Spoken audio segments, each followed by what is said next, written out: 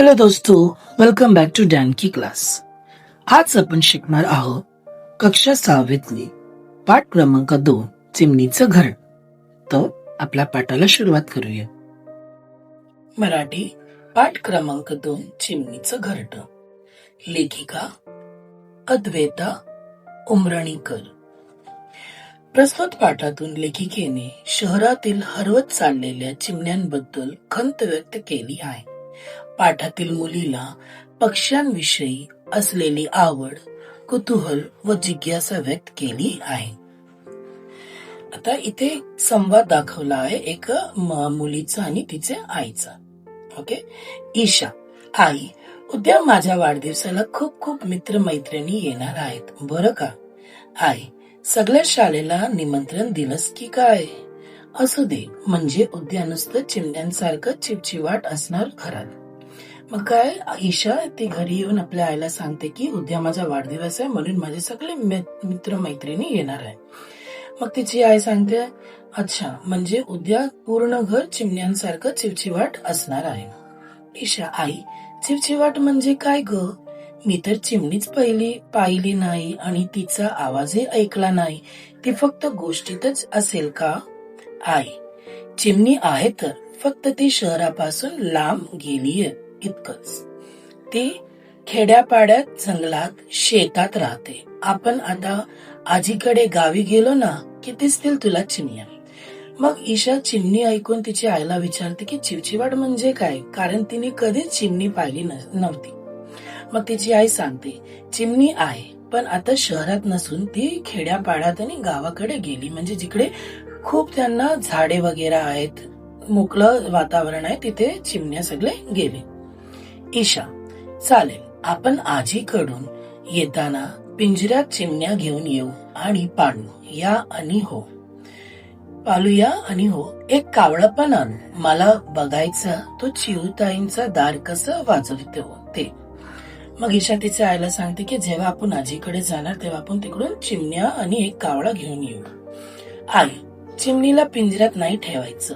तिच्यासाठी हे बघ, मी छान घरट आणले. त्या काड्या आणि कापूस ठेवले. तिला खायला राळी आणि पाणी प्यायला छोटी भांडी पण आणली आहेत. ईशा: अरे वा, म्हणजे चिमणीला घरट द्यायचं, मस्तच. आई: बरं झालं हे घरटे घेतलंच ते, नाहीतर तिचे मेणाचे घरट उन्हात वितळून जाणार आणि पावसात कावळ्याचे शेणाचे घरट वाहून जाणार. आई, मला खूप आवडले चिमणीचे घरटे. आई: असं घरट तुझ्या मित्रमैत्रिणींनाही देणार आहे, चालेल ना? ईशा: आई, अगं तू किती छान आहेस. आई: आज मला चिवताईची गोष्ट सांग ना. आई: सांगते, पण आधी या पसारा आव, नाहीतर आपण खोराड्यात बसलो असं वाटायचं. खूप पूर्वी माणसाची घरं दगड मातीची असायची. अंगणात भरपूर झाडं असायची.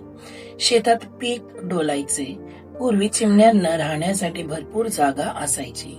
चिमण्या शेतातले धान्य खाऊन आनंदाने राहायचे. पण हळूहळू माणसाची हाव वाढायला लागली.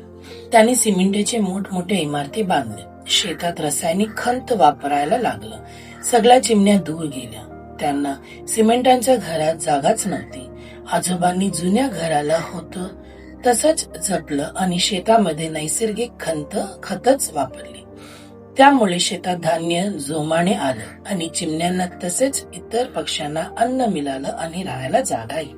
मग काय, ईशा तिच्या आईला सांगते की मला तू चिमणीची गोष्ट सांग. मग तिची आई सांगते की भरपूर अगोदर, म्हणजे खूप वेळपूर्वी, जेव्हा घर खूप चांगले मातीचे होते तेव्हा चिमणी आणि दुसरे पशुपक्षी खूप असायचे.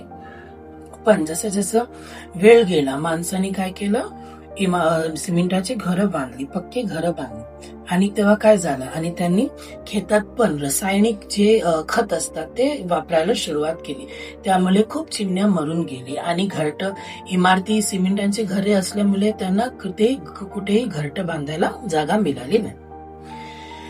पण त्याच्या आजोबांनी काय केलं, त्यांनी जसं त्यांचं घर होतं गावातलं, खेतातलं, तसंच त्यांनी ठेवलं आणि त्यांनी कधीही रासायनिक खतही वापरलं नाही. म्हणून त्यांच्याकडे खूप चिमण्या, दुसऱ्या इतर पक्ष्या येत असतात. ईशा, हो आई, आपणही आपल्या बाल्कनीत छान छान झाड लावू, म्हणजे चिमण्या नक्कीच येतील आपल्या घरी राहायला.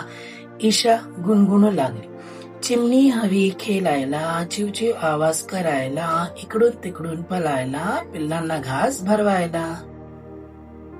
चिमणी शहरांपासून दूर राहते ती ठिकाणी, खेड्यापाड्यात, जंगलात आणि शेतात. ओके. आता राळे म्हणजे एक तृणधान्य म्हणजे एक छोटस असं धान्य. खुराडे कोंबडीचे घर, हाव लोक. काय परिणाम झाले ते घ्या. माणसाने सिमेंटाची इमारती बांधली, मग काय झालं? चिमणीला कुठेही राहायला जागा मिळाली नाही, म्हणजे त्यांना आपले घरट बांधायला जागा मिळाली नाही. आजोबांनी शेतात नैसर्गिक खते वापरली, म्हणून त्यांचे खेत खूप झोंबाने आले, त्यांची शेती खूप चांगली झाली.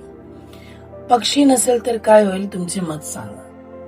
पाठातील खालील वाक्यातून तुम्हाला काय समजलं? चिमणी आहे तर फक्त ती शहरापासून लांब गेली आहे, म्हणजे चिमणी आहे. ईशा काय आपल्या आईला विचारते की चिमणी फक्त कथांमध्ये आहे का, गोष्टींमध्ये आहे का? मग तिची आई सांगते नाही, चिमणी आहे, पण ती आता आपल्या शहरात नसून ती शहरापासून दूर गावात गेली आहे. माणसाची हाव वाढायला लागली, मग काय झालं? पशु पक्ष्यांची हाल झाले. जर तुम्हाला हा व्हिडिओ आवडला असेल तर नक्कीच आमच्या या व्हिडिओला लाईक करा, शेअर करा आणि डॅन्सची क्लासला सबस्क्राईब करायला विसरू नका. तर भेटूया पुढच्या क्लासला.